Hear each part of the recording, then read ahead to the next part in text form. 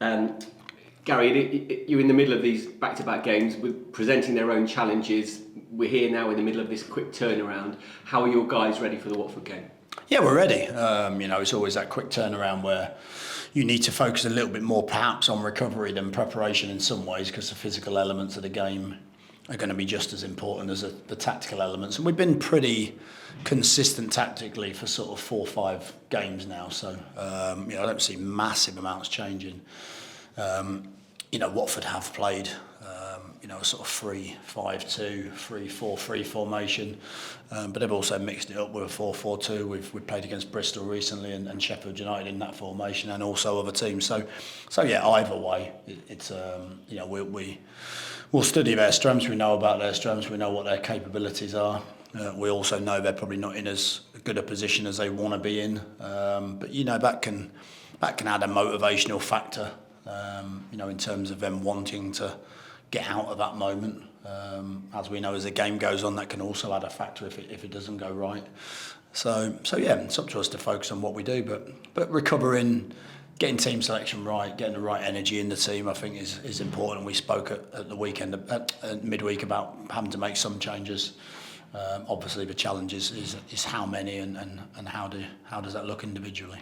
Given how close the game is, a player who might have got a knock that would recover over 4 or 5 days maybe doesn't have the chance. Is that fair? I'm thinking you had 1 or 2 players who went off with knocks on Wednesday. Yeah, it's completely fair. I think it's and if you get to, as much as I value continuity, and we spoke a lot about that with the opening games, we didn't have that luxury to pick the same team, to work on the same things, and to build those sort of good habits. So I think what we've now got to do is it's the opposite, where if you've got a fresh player who's chomping at the bit for game time, then maybe that's an easier decision than someone who's struggling a little bit. So I think if any player gives me that feeling that they might not be at their best, of course, that's an easy conversation to see if there's a player that will be able to deal with what we need to do physically and freshness-wise. So yeah, we'll have a look at that again today.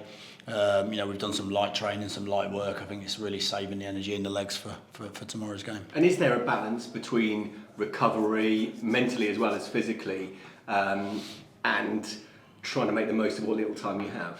Yeah, I try and do the same things. If we played on a Wednesday night and we get back late, the majority of time for me then it's that mental aspect before the weekend's game. I try not to flood the players with too much information too quickly. I think we can do that sometimes in the meeting room. We can spend a little bit more time closer to the game working on some of the tactical tweaks that we need.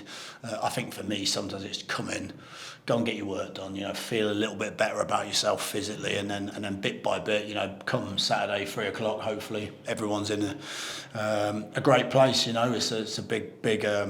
It's a big game before the international break. I think there's been a lot of positives in this period.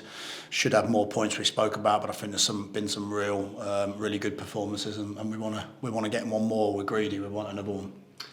You mentioned the international break. You've got quite a lot of call-ups. Is Krastev going to be okay to go? And what about Kieran Brown being called up?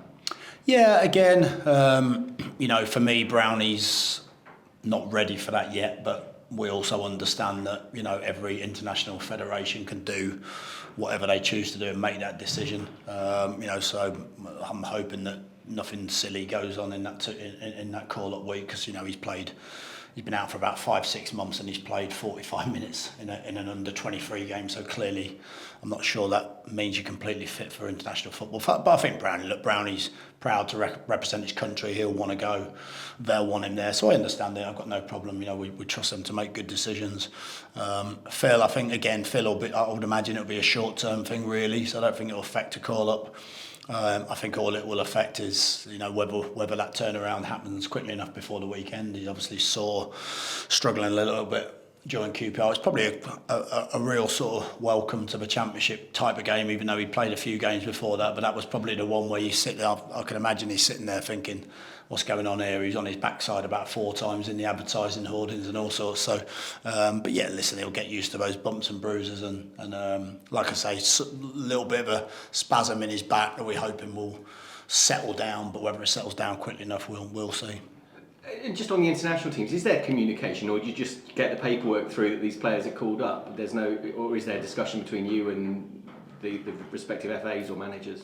No, it tends to be more through the medical team, really, more through the sort of, those channels rather than manager to manager these days. So yeah, that tends to be how it works. And then, as you mentioned, international break for your team, and one or two players, we thought Kieran Brown might be back now. Will one or two be looking to come back? And wonder about Hida Tereves, for example, after the international break?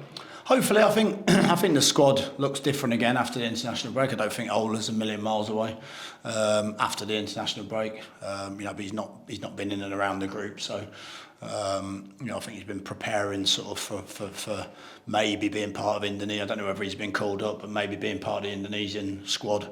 But he hasn't actually trained with us, so we'll see where he is.